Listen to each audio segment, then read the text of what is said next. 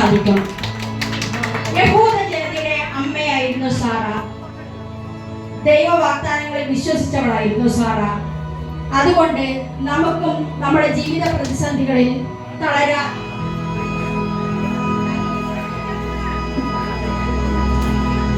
സാറയെ മാതൃകയാക്കി ദൈവത്തിൽ നമുക്ക് അടിയുറച്ച് വിശ്വസിക്കാം.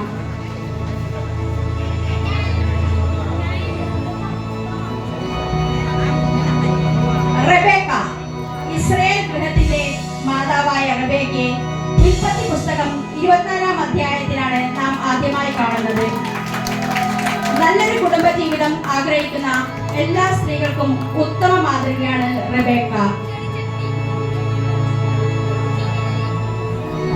ലേയ, യാക്കോബിന്റെ ആദ്യ ഭാര്യയായ ലേയെ പറ്റി പഠിക്കുമ്പോൾ ഇസ്രായേലിലെ സ്ത്രീകൾ മാതൃകയാക്കേണ്ടത് ലേയയാണ്. ദൈവത്തിൽ ആശ്രയം കണ്ടെത്തിയ ഒരു പുണ്യവതിയാണ് ലേയ. ദെബോറ, കാനാൻകാർക്കെതിരെ യുദ്ധം നയിച്ചതിൽ പ്രധാനിയായിരുന്നു ദെബോറ. ന്യായാധിപന്മാരുടെ പുസ്തകം 4-ാം അധ്യായത്തിൽ നമുക്ക് ദെബോറയെ കാണാം. നാബിലോന്റെ ഭാര്യയായ ദെബോറ ഒരു പ്രവാചകയായിരുന്നു. നവോമി, റൂത്തിന്റെ പുസ്തകത്തിലാണ് നവോമിയെ നാം ആദ്യമായി കാണുന്നത്. റൂത്തിന്റെ അമ്മായിയമ്മയായ നവോമി വളരെ ശക്തിയായ ദൈവവിശ്വാസിയായ ഒരു ഉപദേശകയായിരുന്നു. റൂത്ത് മൊവാബ് ദേശക്കാരിയായിരുന്നു. വിശ്വസ്തതയ്ക്ക് മാതൃകയായി റൂത്തിനെ ദൈവം വളരെയധികം അനുഗ്രഹിച്ചു. എല്ലാ അമ്മായിയമ്മമാർക്കും മരുമകൾക്കും മാതൃകയാണ് നവോമിയും റൂത്തും. ഹന്ന, സാമുവേൽ പ്രവാചകന്റെ പുസ്തകത്തിൽ ഹന്നയെ നമുക്ക് കാണാൻ സാധിക്കും.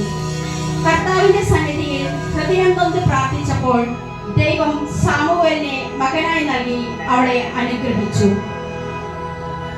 എസ്തേർ, യഹൂദ യുവതിയായ എസ്തേർ വഴി വംശനാശന ഭീഷണി ഭയപ്പെട്ടിരുന്ന യഹൂദ ജനത വിമോചിതരായി. അഹരോൻ രാജാവിന്റെ ഭാര്യയാണ് എസ്തേർ. നിശബ്ദതയുടെ മൂല്യവും മറ്റുള്ളവരെ അധപതനത്തിൽ നിന്ന് രക്ഷിക്കാനുള്ള മാർഗവും തന്റെ രാജ്ഞിപദത്തിലും രാജസന്നിധിയിലും സധൈര്യം നിലനിർത്തിപ്പോന്ന പ്രൗഢയും കുലീനയുമായ രാജകീയ ധീരവനിത. സമരിയക്കാരി സ്ത്രീ, യോഹന്നാന്റെ സുവിശേഷത്തിൽ യേശുവിനെയും സമരിയക്കാരി സ്ത്രീയെയും നമുക്ക് കാണാൻ സാധിക്കും.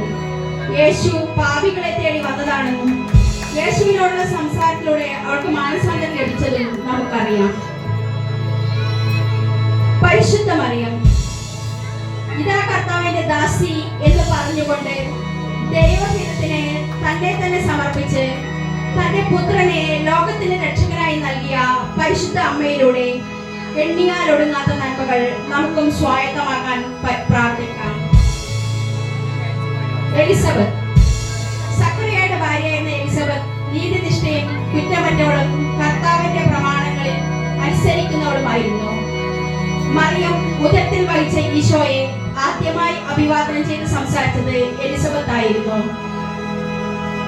ക്ലോഡിയ, വിശുദ്ധ മത്തായിയുടെ സുവിശേഷത്തിൽ പന്തിയോസ് പിലാത്തോസിന്റെ ഭാര്യ ക്ലോഡിയയെ നമുക്ക് കാണാൻ സാധിക്കും. ക്ലോഡിയ യേശുവിനായി മാധ്യസ്ഥം വഹിച്ചുകൊണ്ട് പിലാത്തോസിനോട് ആ നീതിമാന്റെ കാര്യത്തിൽ ഇടപെടരുത് എന്ന് അറിയിക്കുന്നുണ്ട്. നീതിക്ക് വേണ്ടി ഇടപെടുന്ന മാതൃകയാണ് ക്ലോഡിയ. മഗ്ദലേന മറിയം, മാർക്കോസിന്റെ സുവിശേഷത്തിൽ മഗ്ദലേന മറിയത്തെ നമുക്ക് കാണാം. യേശു ഉയർത്തെഴുന്നേറ്റതിനു ശേഷം മഗ്ദലേന മറിയത്തിനാണ് ആദ്യം പ്രത്യക്ഷപ്പെട്ടത്. യേശുവിന് വേണ്ടി ശക്തമായ സാക്ഷ്യം വഹിച്ച വ്യക്തിയാണ് മഗ്ദലേന മറിയം.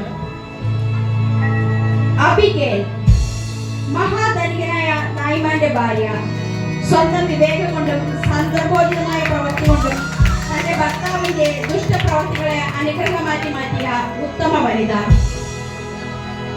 അന്ന പ്രവാചക, രാവും പകലും ആരാധനയിലൂടെ എല്ലാവരോടും യേശുവിനെ കുറിച്ച് പ്രവചിക്കുവാൻ അന്ന പ്രവാചകയ്ക്ക് കഴിഞ്ഞതുപോലെ യേശുവിന്റെ ഉത്തമ സഹായിയായി നമുക്കും ജീവിക്കാം. മാർത്ത മറിയം, യേശു സ്നേഹിച്ച ലാസറിന്റെ സഹോദരിമാരായ മാർത്തയും മറിയവും യേശുവിന്റെ പാദപീഠത്തിൽ ഇരുന്നു കൊണ്ട് യേശുവിന്റെ മൊഴികൾക്ക് ചെവി കൊടുത്ത് നല്ല അംശം തിരഞ്ഞെടുത്ത് മനുഷ്യകുലത്തിന് മാതൃകയായി തീർന്നു. മിരിയാം ഇസ്രായേൽ മക്കളെ ഇസ്രായേലിൽ നിന്ന് കാനാനിലേക്ക് നയിച്ചു കൊണ്ടുപോകാൻ സഹോദരന്മാരായ മോശയോടും അബ്രഹാമിനോടുമൊക്കെ എന്ന വനിതയാണ് മിരിയാം. സ്ത്രീകളെല്ലാവരും തപ്പുകളോടും നൃത്തങ്ങളോടും മിരിയാമിന്റെ ഒപ്പം ചേർന്നത് കൊണ്ട് പോലെ നമുക്കും ഒന്നു ചേരാം. ക്രിസ്തീയ ജീവിതത്തിൽ സഹോദരിമാർ അനുഷ്ഠിക്കേണ്ട കർത്തവ്യങ്ങളെ കുറിച്ച് പൗലോസ് തീത്തോസിന് എഴുതിയ ലേഖനത്തിൽ എഴുതപ്പെട്ടിരിക്കുന്നു. ബൈബിളിൽ ഇനിയുമുണ്ട് ഒട്ടേറെ സ്ത്രീരത്നങ്ങൾ. നമ്മുടെ ആത്മീയ ജീവിതത്തിലും ഇവരെല്ലാം നമുക്ക് പ്രചോദനമാകട്ടെ എന്ന് പ്രാർത്ഥിക്കാം. വേദിയിൽ അണിനിരുന്നവർ: Sara, Rithamma, Rebecca, Bindu Joy, Laya, Lily George, Deborah, Jasna Jose, Naomi, Bindu Mary, Ruth, Princy റോൾ, Hannah, Shiny, Esther, Rani Jimmy, സമരിയാക്കാരി സ്ത്രീ അനില, പരിശുദ്ധ Mariyam Anila Shaji, Elizabeth Maggie, Claudia Daisy Peter, Magdalena Mariyam Ruby Manuel, Abigail Vineetha Jo, Anna പ്രവാചക മേഴ്സി, മാർത്ത സീമ, മറിയം ഷാരറ്റ് സുനിൽ, മിരിയാം ലതിഷ റെജിനോൾ.